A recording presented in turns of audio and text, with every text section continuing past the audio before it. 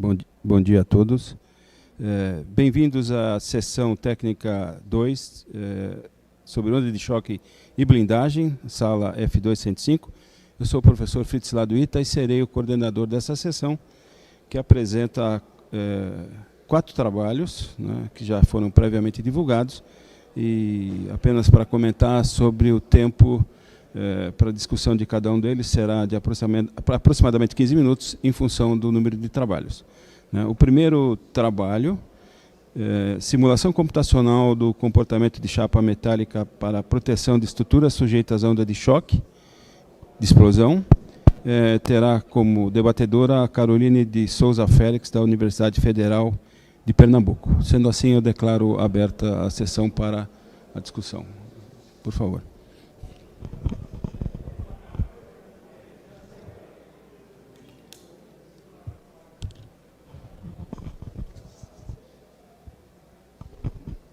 Se não temos perguntas da plateia e nem virtuais, eu... Oi?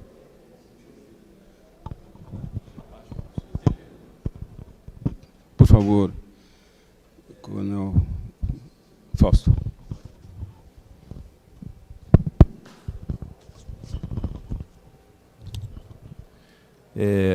Tá ligado?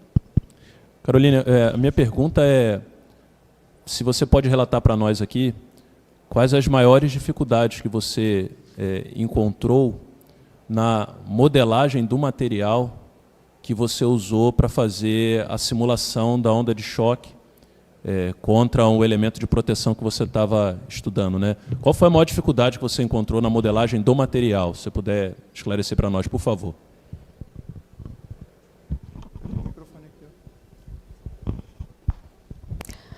Bom dia a todos. Meu nome é Caroline Félix, sou engenheira civil formada pela Universidade Federal de Pernambuco, e a principal dificuldade foi com relação à limitação pelo fato do software que nós utilizamos, que foi o Abacus, para a simulação computacional da onda de choque de explosão. E o software que nós utilizamos, ele era a versão educacional. Então, na versão educacional, só poderia ser utilizado no máximo 1000 nós para a modelagem. Como ele é um software que utiliza, nas suas análises, o método dos elementos finitos, nós ficamos limitados a essa quantidade de nós, de 1000 nós, não podemos ultrapassar esse valor. E isso foi algo que impactou nos resultados, porque quanto maior a quantidade de nós utilizados, mais precisos são os resultados. Então, como nós dispunhamos apenas da versão educacional, nós ficamos limitados a 1000 nós. Acredito que essa foi a principal dificuldade.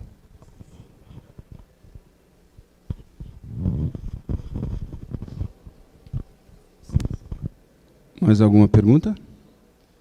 Muito bem. Eu também tenho uma pergunta.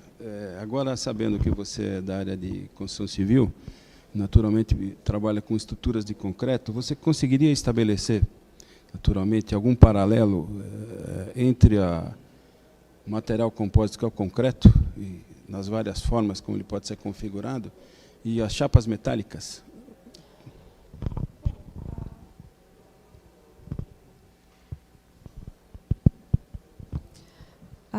O nosso trabalho ele foi, inclusive, baseado em trabalhos anteriores, em que o elemento utilizado, o material utilizado, eram lajes em concreto.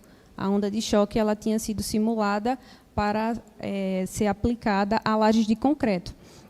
Baseado nisso, que nós elaboramos o nosso trabalho, que utilizou simulação computacional, só que, inclusive, essa foi um dos quesitos que nós abordamos, que o nosso trabalho foi inspirado nesse trabalho em que faz o uso de... O material empregado eram lajes em concreto, porém, nós não fizemos comparações porque são materiais muito distintos, são propriedades de materiais distintas. Então, você tem determinados valores de rigidez para um concreto e você tem outros valores de rigidez para um elemento metálico. Então, nosso trabalho foi inspirado em simulações que foram feitas considerando lajes em concreto, porém, não cabe uma comparação entre resultados, por exemplo, de deformações que foram encontradas, uma vez que os materiais são bem distintos e, portanto, suas propriedades também são.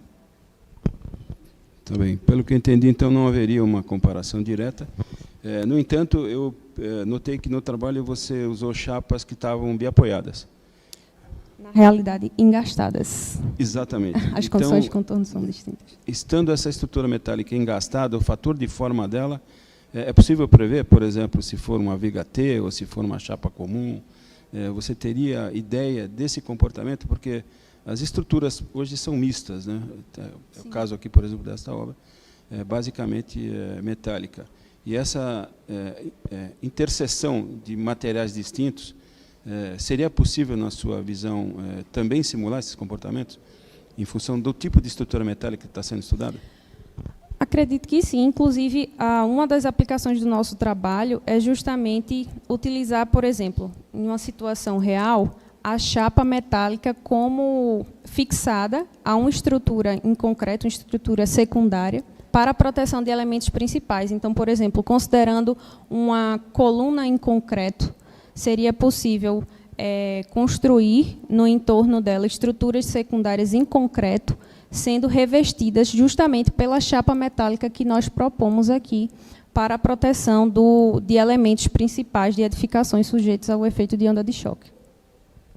Perfeito. E em termos de adaptação do programa de simulação computacional, você projeta, você está usando um software comercial, né?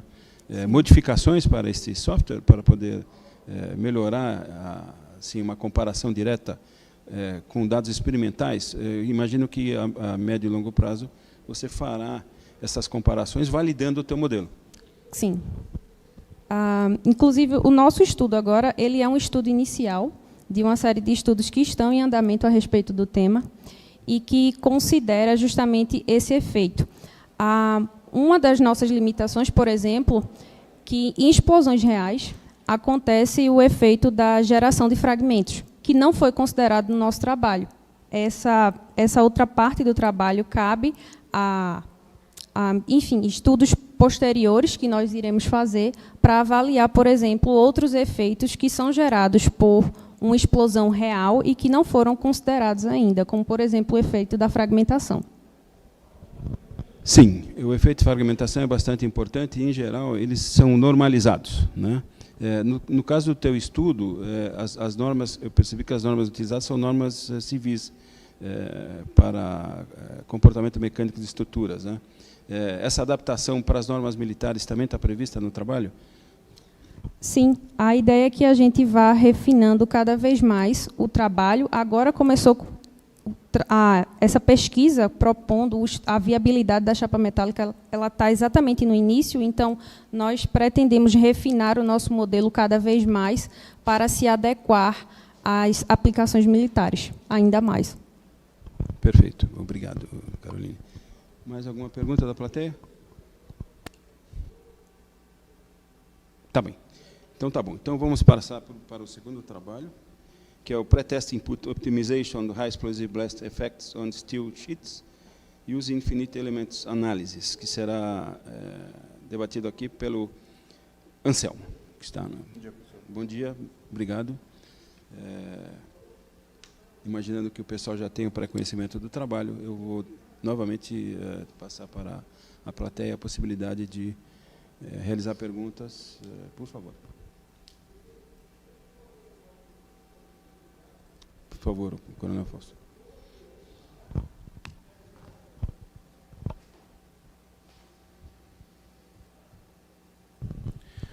A pergunta que eu tenho, Anselmo, é se você vislumbra que esse material que você usou para fazer a sua simulação, se seria viável você utilizar outros materiais que o software te apresenta para melhorar o resultado que você encontrou na sua simulação aí para o efeito de comportamento da peça quando ela é sujeita à onda de choque, né? Saber se você vislumbra algum outro tipo de material que seja utilizável, né? Que esteja a nosso alcance para, de repente, fazer até uma um experimento real.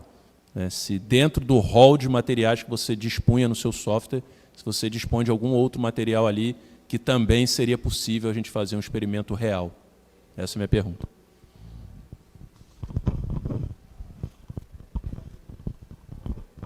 Opa. Bom dia, coronel. Obrigado pela dúvida. Bom dia a todo mundo. Major Anselmo. Esse artigo, que acho que provavelmente boa parte da plateia não deve ter tido contato, talvez, ele faz parte do trabalho, um trabalho de doutorado. Tá? O artigo foi um conjunto de simulações para prever um ensaio real que vai ocorrer, que é um ensaio de detonação. As cargas foram fabricadas na Imbel, inclusive está aí o pessoal do Exército aí que até me deu apoio lá para a fabricação. Então, existe já a previsão do ensaio real, e esse artigo é justamente para fazer uma previsão para a gente poder escolher. E são chapas de A36, que é chapa estrutural, que provavelmente deve ter sido usado até nesse prédio que vocês estão aqui. E qual que é o objetivo do trabalho? É justamente esse, fazer ensaios reais, né, prevendo materiais distintos. Então, está se pensando em vários materiais, como elecerômetro PU, a gente está até conversando com o professor, espuma PU, espuma expansiva, tentando estudar vários materiais para se colocar em cima dessa chapa, para se observar a evolução desse material na proteção da chapa de aço, que é uma chapa que é usada em construção civil.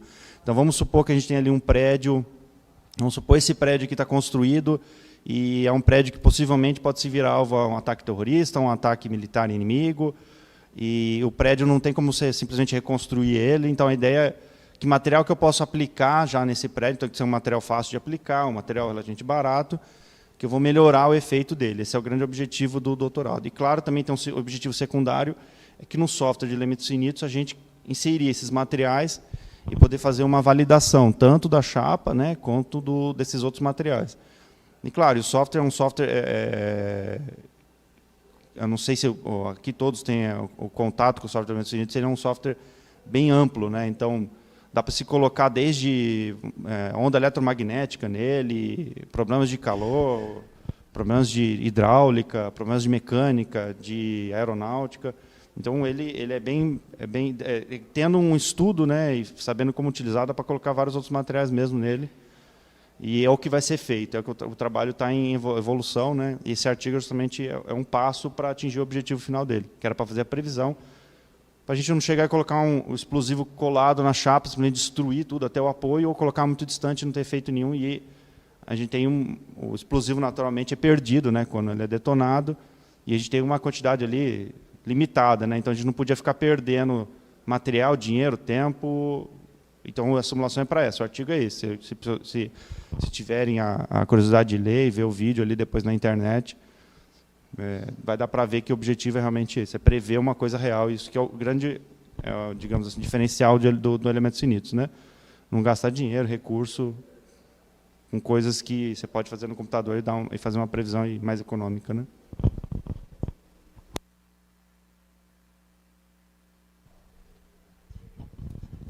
Obrigado, Major Anselmo. Conhecendo o seu trabalho prévio, anterior, eu gostaria que se o senhor poderia estabelecer um paralelo sobre o comportamento do que foi simulado anteriormente, né, e agora em relação ao que está sendo feito em termos de desenvolvimento experimental. Sabemos nós da complexidade disso, né? Se puder comentar também de todo o preparo para esse desenvolvimento experimental, seria interessante. Eu acho que a plateia pode ser bem didática para quem tem interesse nessa parte. Por favor. Opa. Professor, obrigado pela dúvida aí. O trabalho que está citando, que foi o trabalho de mestrado, e ele fez parte da banca, o professor, tinha uns ensaios, inclusive, que foram realizados pelo Coronel Fausto, então tem toda uma equipe de pesquisa, né? O que foi feito, resumidamente, no trabalho do Coronel Fausto, foram detonar cargas maiores de HMX na proximidade de lajes de concreto armado. O trabalho de mestrado, ele teve como objetivo simular isso no software de elementos finitos para validar o software. Foi bem sucedido, a gente conseguiu publicar isso em revista internacional B1, inclusive, tudo, foi bem aceito porque os resultados condizendo com os coeficientes de segurança, e aí foi trabalhado com concreto armado. Só que, nesse trabalho de doutorado, decidiu-se mudar, e é isso que o professor já quer fazer, o paralelo, né? Decidiu-se mudar para chapa de aço por alguns motivos, assim, questão prática mesmo, né? Primeiro que não tinha um estudo sobre chapa de aço é importante, ela é usada não só em estrutura, como aqui a gente tem, o prédio foi perfeito para dar como exemplo, também como radares, blindados, hangaretes de aeronaves, proteções de aeronaves, né, que a aeronave não vai usar aço, né, vai usar alumínio. Mas validando ele para uma estrutura metálica, você pode usar também para outros metais. E primeiro porque não tinha realmente uma área de pesquisa nessa e não é uma coisa amplamente divulgada. E o segundo fato é que o que se observou com concreto armado, para quem está acostumado, quem é engenheiro civil, ele é muito heterogêneo e ele tem muita variabilidade na execução. A gente vai ver o pessoal lançando uma laje, quem já teve aí a oportunidade de acompanhar uma construção de uma obra sabe o que é na prática. Não é por mais que você tenha controle, o concreto não vai sair sempre igual, sempre vai ter variabilidade. E o aço é um material com muito mais controle industrial. Então, para a validação do elemento finitos, da parte do explosivo, da onda de choque, o aço é um bom parâmetro, que ele é bem fabricado. E segundo também que o aço, por ser mais fino, e conseguir fazer em espessuras menores, você consegue trabalhar com cargas menores de TNT. Então, por exemplo, o trabalho do Coronel Fausto trabalhou com cargas de quase 2 quilos, ou mais de 2 quilos. A chapa de aço, por ser mais fina, a gente está trabalhando com cargas de 380 gramas, menores. Está sendo usado TNT esférico, então tem sérias vantagens para a questão de parametrização. Por isso que foi escolhido, e o senhor vem acompanhando, né? Mesmo assim, é uma enorme dificuldade fabricar, mesmo 500 gramas sendo menor. O explosivo é um material de difícil acesso. Também, quando o coronel executou os ensaios, era outra realidade, tinha outro lugar que dava apoio que agora não dá mais. Então, assim, fazer ensaio de explosivo não é uma coisa simples, não é fácil de conseguir material. Tem questão também de segurança. Se fosse fazer com mais de meio quilo, tinha que ser em área afastada, em pedreira, tem questão logística, tudo. Então, envolve todo, não só a parte acadêmica, como a parte prática mesmo de realizar um ensaio com segurança, né? Obrigado. Alguma pergunta? Coronel Fausto? Eu tenho mais uma. Por favor, Major Anselmo, sobre a questão da escalabilidade. Nós estamos fazendo isso numa dimensão que a gente poderia, num cenário que seria quase laboratorial, né? Como é que o senhor imagina projetar isso por uma escala real? Ou não existe isso? Por favor.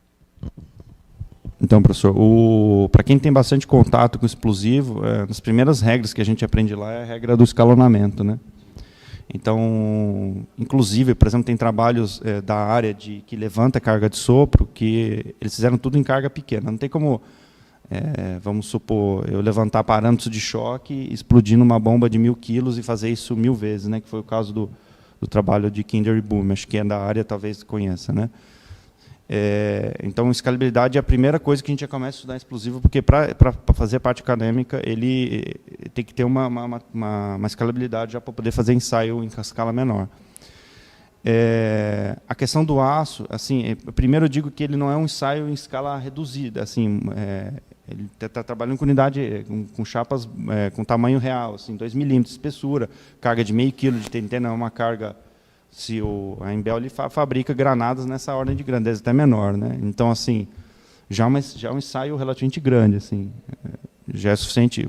Por exemplo, a gente viu nas simulações no ensaio que se colocasse o TNT próximo, a chapa de aço chegava a torcer 10 centímetros em 1 milissegundo, né? Isso é uma coisa absurda, né? Então, existe a escalabilidade, ela é possível, é aceita no meio acadêmico. Então, se eu conseguir fazer ele numa escala pequena e provar, eu vou conseguir validar o elemento finito. E é claro, são 2 objetivos principais do trabalho. Primeiro, mostrar que, se for uma escala menor, o elemento plástico foi colocado, protegeu, ele vai funcionar para uma escala maior.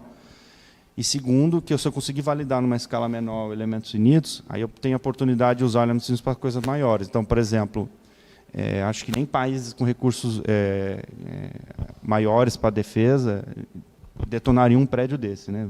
Isso é meio óbvio, né? Mas o que pode ser feito? Eu validando elementos finitos, eu consigo, por exemplo, lançar esse prédio inteiro num software de elementos finitos. Aí eu coloco uma bomba real ali, o pessoal, os aviadores, lá, uma MK-82, uma MK-84, lá com um sistema Lizard ali, acertar vingar bem no prédio. E aí eu consigo, nessa simulação, sem ter que destruir o prédio, obviamente, prever como vão ser os efeitos. Então, falar, por exemplo, vai ter um ataque aqui no ITAS, tais salas tem risco das pessoas virem a falecer, então vamos isolar a área. Esse é um exemplo de um ataque aéreo, mas assim, mais para o mundo civil. Tem um risco de ter uma denúncia que tem um extremista que pode vir a colocar até 1.000 quilos de anfo, né, que é o explosivo geralmente usado em ataque terrorista. Ele tem oportunidade de chegar até 2 metros de distância com a equipe de segurança.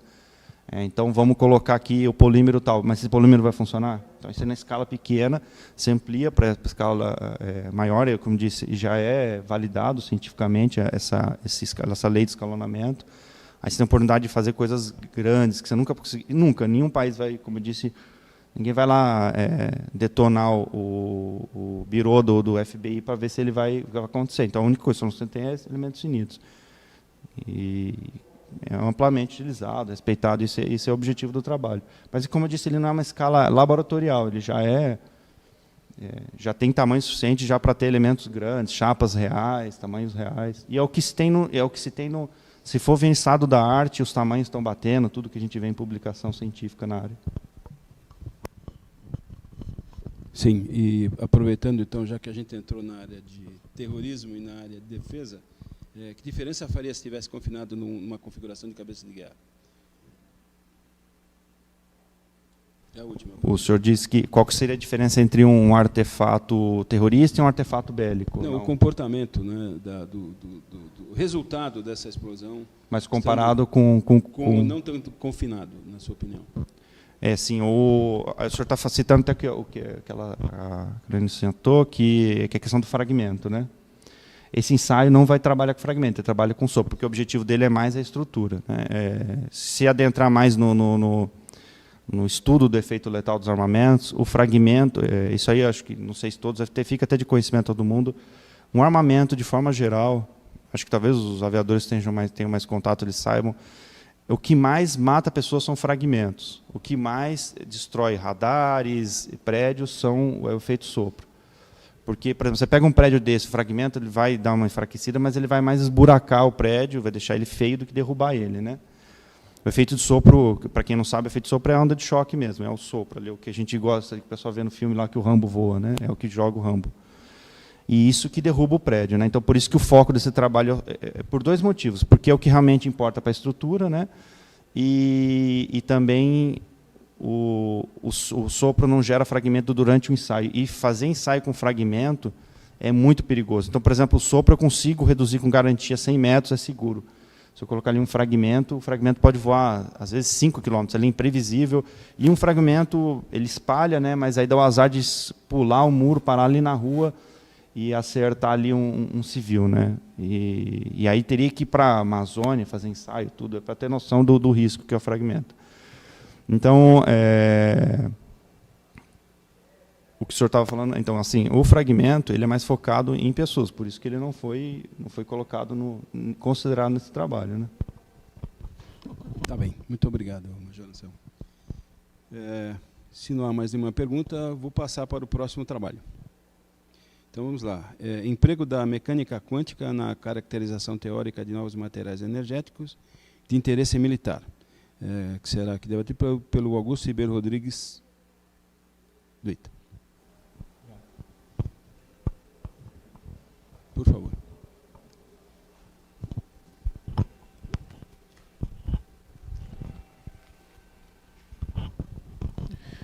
Rodrigues, queria que você explicasse para a gente o que você vislumbra no seu trabalho, né? Porque quando a gente está trabalhando de física aplicada, né, mexendo com física aplicada, você ainda está, como se tivesse um conceito embrionário ainda, né? Você está começando uma caminhada para chegar em algo que possa ter uma aplicação realmente operacional, né? Então, dentro daquilo que você conseguiu trazer no seu trabalho, estudou até agora, o que você vislumbra, né, futuramente de aplicação desse conceito e em que áreas você acha que o teu trabalho poderia contribuir com essa parte da física aplicada que você desenvolveu no trabalho, né? Qual parte operacional da força você acha que poderia contribuir? Essa é a minha pergunta.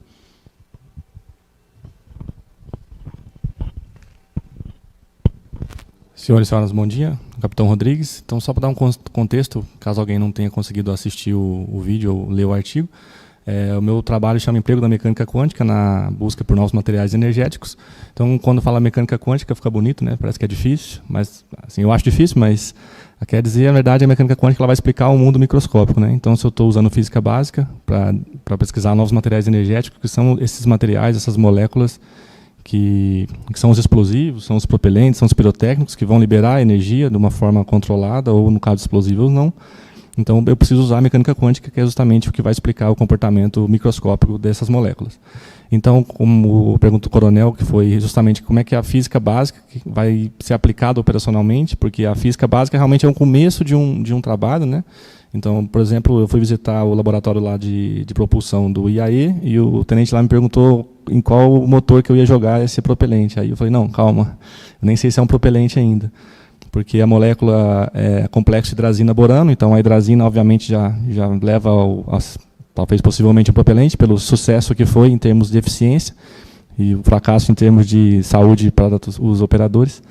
Mas, então, assim, essa molécula que eu estou estudando no meu mestrado e foi também base do artigo, ela é bem antiga, assim, 61, que ela foi o primeiro artigo publicado, só que é claro que existem ondas de pesquisas, né, que está todo mundo pesquisando moléculas novas e publica, ainda bem, por isso que a ciência é importante, fica publicado, e ficou esquecido. Então, em 2009, houve uma nova leva de pesquisas para pesquisar esses materiais com capacidade energética, e essa molécula tem muita ligação de hidrogênio, e o hidrogênio quando está na molécula assim, eles chamam de armazenamento químico, ou seja, armazena a molécula de hidrogênio dentro da própria molécula maior, em vez de uma tecnologia criogênica ou de compressão. Então, em 2009, ela apareceu na literatura novamente, mas não existe ainda muitos estudos teóricos. Então, o meu estudo é um estudo teórico, avaliando essa molécula. Então, eu fiz o começo é bem teórico mesmo, assim, de olhar qual é a estrutura estável dessa molécula, como é que é a geometria dela mesmo, como é que ela se comporta. E aplicando...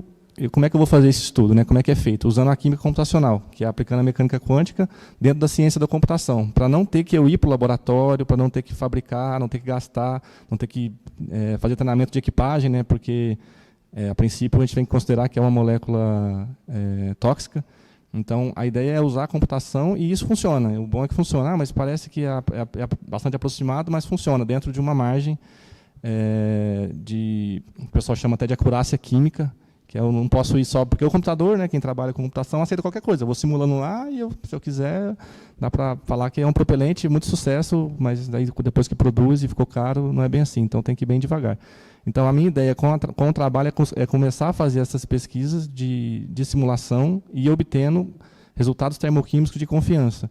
Então, assim, resultados da molécula mesmo, qual que é a entropia, a entalpia, para depois eu posso passar aqui até uma disciplina que o professor Fritz dá aqui no ITA, que chama de dinâmica molecular, onde eu passo já a simular essa molécula, faço um cubinho lá, por exemplo, jogo uma molécula lá dentro, aí eu consigo já fazer algumas simulações aplicando a lei de movimento para ter tempo de ignição, começar talvez alguma coisa com impulso específico, velocidade característica, para ir verificando se ela está assim, realmente. Aí eu posso comparar com a hidrazina, que aí essa sim já tem muitos estudos, e falar, a molécula aqui se parece mesmo com a hidrazina, ela é mais eficiente nisso, parece que é um bom candidato, e no futuro, muito depois, talvez sintetizar e começar a fazer testes, como está sendo feito aqui nos outros trabalhos. A questão é que, mas isso é tudo errado e não for. Aí a gente ainda tem a metodologia, né? Então, assim, materiais energéticos, por exemplo, no míssil, está envolvido lá no motor foguete, na espoleta, na cabeça de guerra. Então, sempre tem projetos de desenvolvimento, ou mesmo de compra desses materiais. A gente tem uma metodologia para avaliar propriedades, as coisas que eles estão, talvez a empresa está fornecendo para a gente, um dado técnico, dá para usar a computação para simular e falar, verdade, parece que é nesse caminho. Então, assim, a curto prazo é um estudo para identificar uma nova molécula, e a longo prazo aí pode ser que esse seja um novo propelente, pensando bem alto, mas a gente está bem aqui, está lá no final essa questão de aplicação dela em algum armamento, por exemplo, né? Seria mais ou menos essa a ideia.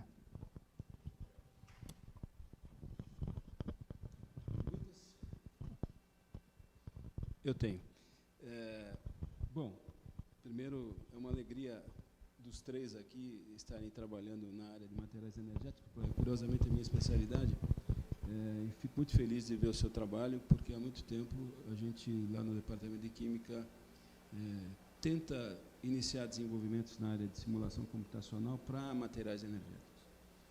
A parte de simulação computacional no comportamento desses materiais, ele é prioritariamente usado na síntese de novos materiais, né? Assim como é usado também muito no ramo farmacêutico para novos princípios ativos, né? O seu orientador, o professor René, e eu temos cooperação com os russos, que têm desenvolvido novos materiais energéticos, principalmente explosivos, que são sais, né?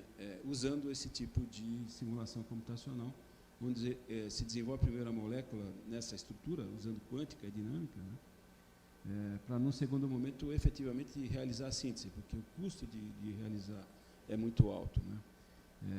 A pergunta do Coronel Fausto faz sentido, quando a gente poderá aplicar isso na área de defesa, por exemplo, né? Se o grupo que agora está sendo germinado conseguir se desenvolver, certamente a gente terá novas propostas de materiais. E, nesse sentido, eu gostaria de saber qual foi a motivação para o senhor desenvolver um trabalho nessa área. Por favor.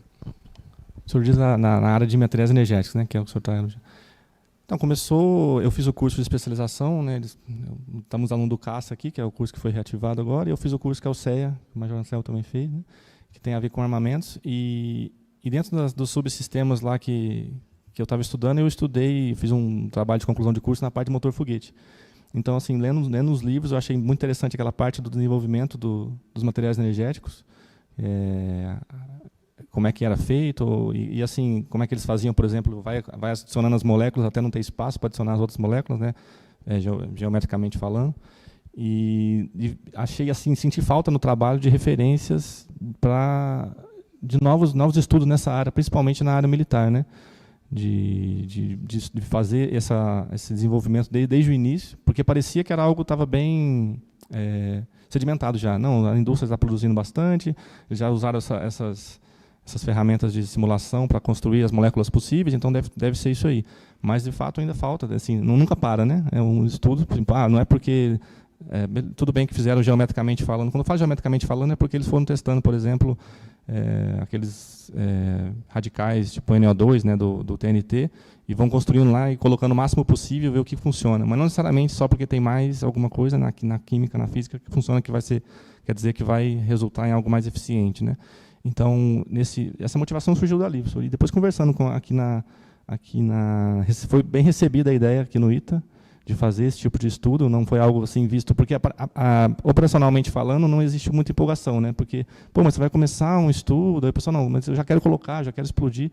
Mas aqui no ITA, sim, que faz sentido até, né, por ser academia, de não, isso é muito importante, vamos seguir nesse projeto. Então, foi conversando com o pessoal aqui mesmo, vendo que existe essa necessidade, foi algo que eu percebi nos estudos que eu estava fazendo, e confirmou aqui, conversando com os professores, com o pessoal, o senhor mesmo lá na química também, né? Muito bem. Mais alguma outra pergunta?